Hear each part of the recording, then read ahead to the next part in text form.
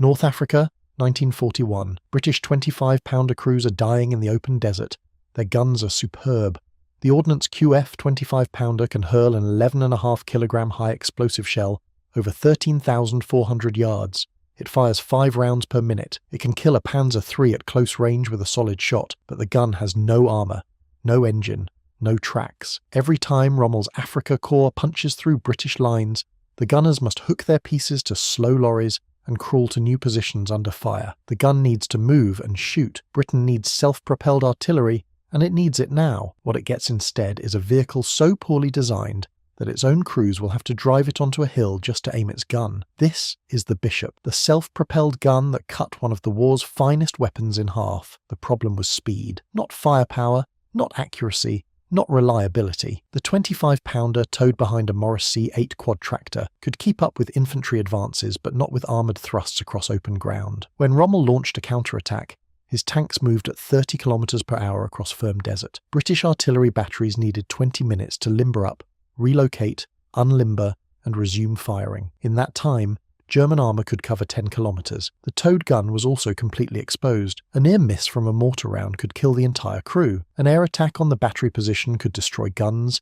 ammunition, and tractors in seconds. What the Royal Artillery needed was a gun that could drive itself into position, fire immediately, absorb some shrapnel, and drive away before counter-battery fire arrived. The Germans already had this concept working. Their Wespe, mounting a 105mm howitzer on a Panzer II chassis, could elevate to 42 degrees and hit targets at 11,675 yards. It moved at 40 km per hour. The Americans were building the M7 Priest, a 105mm howitzer on a Sherman chassis that could reach 11,400 yards, carry 69 rounds, and cruise at the same speed. Britain had nothing. In June 1941, the War Office issued an urgent requirement. The contract went to the Birmingham Railway Carriage and Wagon Company in Smethwick, a firm already producing Valentine infantry tanks on their factory floor. The concept was straightforward. Remove the Valentine's turret, replace it with an armoured box, put the 25-pounder inside. The Valentine II chassis made practical sense. It was already rolling off 3 separate production lines across Britain, with Vickers Armstrong, Metropolitan Camel, and Birmingham Railway Carriage all building them simultaneously. The Valentine was mechanically dependable. Its AECA 190 inline 6-cylinder diesel engine was the only power plant in the Mediterranean theatre rated as performing well in post-war assessments. 2 Valentines could be manufactured in the time it took to build a single Matilda II, but the Valentine was a compact infantry tank, designed to carry a 3-man crew at walking pace behind advancing soldiers. It was never intended to house a field gun. Birmingham Railway Carriage had a prototype ready by August 1941, 2 months from contract to working vehicle. That speed came at a cost. The team built a tall, flat-topped, slab-sided steel casemate directly on top of the hull. The gun port at the front accepted the 25-pounder barrel. The armoured box measured 2.83 metres tall, making the Bishop nearly a full metre taller than the original Valentine tank. Soldiers compared the angular profile to a bishop's mitre, the ceremonial headpiece worn by senior clergymen.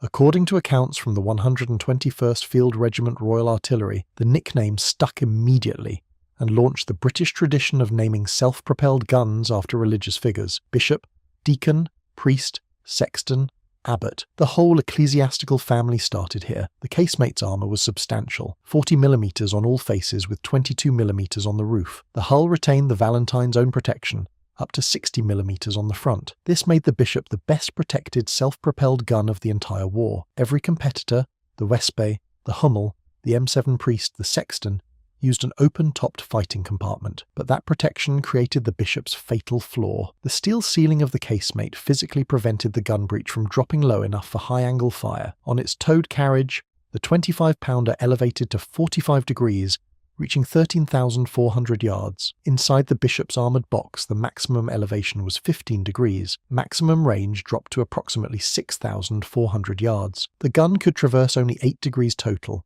4 left and 4 right. The Bishop had cut the 25-pounder's reach by more than half and reduced its firing arc to a narrow slit. The ammunition situation compounded the problem. Only 32 rounds of 25-pounder ammunition fit inside the casemate alongside 3 crew members, the gun mechanism, and the breech assembly. In sustained fire missions, where a standard battery might expend hundreds of rounds, the Bishop ran dry in minutes. The crew compartment was so cramped that the rear doors had to remain open during firing, because there was physically no space for the loader to work with the doors shut. Some crew members operated from the engine deck behind the casemate. The vehicle weighed 17.7 tons, but produced only 131 horsepower from its diesel engine, giving it a top road speed of just 24 km per hour and an operational range of roughly 145 kilometers. The workaround became the Bishop's most infamous characteristic. To increase range, crews built earthen ramps and drove the entire vehicle backward onto them, tilting the machine to give the gun a few more degrees of effective elevation. In the flat Libyan and Egyptian desert, where natural slopes were scarce, gunners sometimes spent hours digging and shaping ramps in blistering heat. This negated the entire purpose of self-propelled artillery. A gun that needs earthworks before it can reach its target is no more mobile than a towed piece in a prepared position. The War Office found the design acceptable in November 1941 and ordered 100 units. Production began at the Vickers factory at Elswick in Newcastle upon Tyne in early 1942. 80 vehicles were delivered by July of that year, with a follow-on batch bringing total production to approximately 149. An option for 200 additional units was cancelled once the M7 Priest became available through American Lend-Lease. Now, before we get into combat, if you are finding this useful, a like on this video genuinely helps the channel.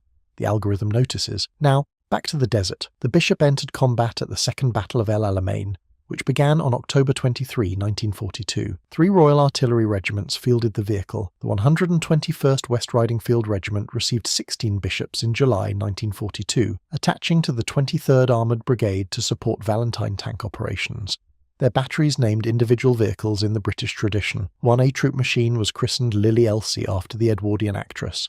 Imperial War Museum film footage shows crews climbing aboard, elevating the gun, ramming home shells, and rolling out across the sand. The 107th Field Regiment also deployed 16 Bishops at El Alamein with the same brigade. By December 1942, the 121st had already traded their Bishops for towed 25-pounders. 4 months in the desert was enough. The 142nd Royal Devon Yeomanry Field Regiment took Bishops into Sicily in July 1943 and then into mainland Italy. Imperial War Museum photographs from October 1943 show their vehicles firing at night from a captured German airfield near Grazinese in southern Italy, parked among wrecked Gotha gliders. One vehicle bore the name Edmund II painted on its gun shield. The regiment later earned a Canadian maple leaf decoration for supporting a Canadian division during the fighting around Monte Cassino. In combat, every design flaw proved itself. The 6,400-yard range forced Bishops within reach of German 88mm guns, weapons that could destroy armoured vehicles at distances the Bishop could never return fire. The tall silhouette made it an obvious target on flat terrain. The 32-round ammunition supply ran dry in sustained engagements. In Italy,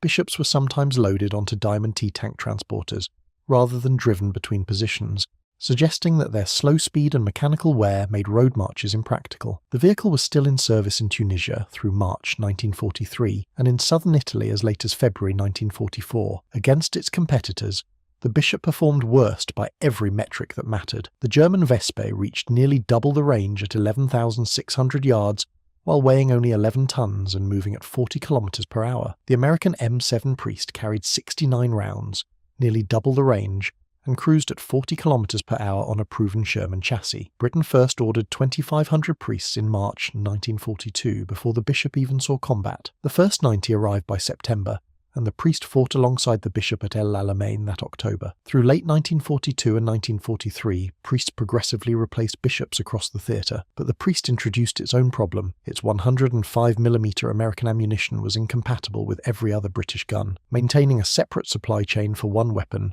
strained logistics across the entire 8th Army. This drove the requirement for the Sexton, a Canadian-built self-propelled gun mounting the standard 25-pounder on a ram tank chassis derived from the American M3 Lee. The Sexton restored the full 40-degree elevation and the complete 13,400-yard range. It carried 105 rounds, more than 3 times the Bishop's capacity. Its Continental R975 engine produced 400 horsepower, triple the Bishop's output, pushing it to 39 km per hour.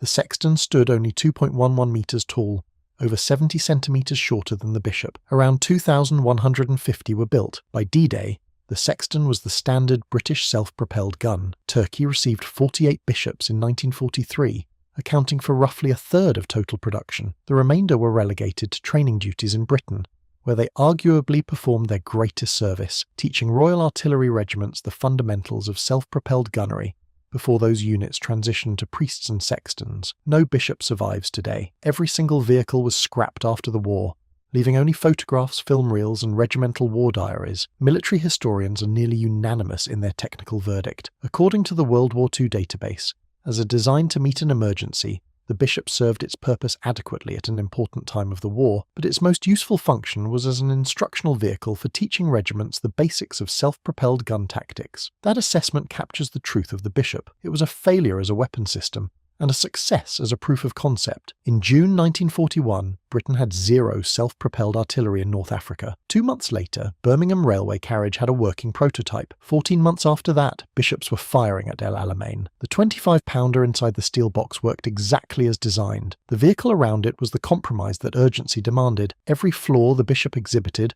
the restricted elevation, the cramped crew space, the towering profile, the inadequate traverse, was deliberately avoided in the Sexton's design. The Bishop taught Britain how to fight with mobile artillery, why ammunition commonality mattered, and what never to build again. 149 vehicles, dismissed as useless by the men who crewed them, shaped every British self-propelled gun that followed.